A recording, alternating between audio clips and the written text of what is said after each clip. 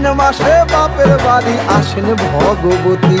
আশ্বিন মাসে বাপের বাড়ি আসেন ভগবতী। বলো গৌরী এলো দেখে জানো, গৌরী এলো দেখে জানো, গৌরী এলো দেখে জানো, গৌরী এলো দেখে জানো। ভবের ভবানী আমার ভবন করিল আলো। গৌরী এলো দেখে জানো, গৌরী এলো দেখে জানো।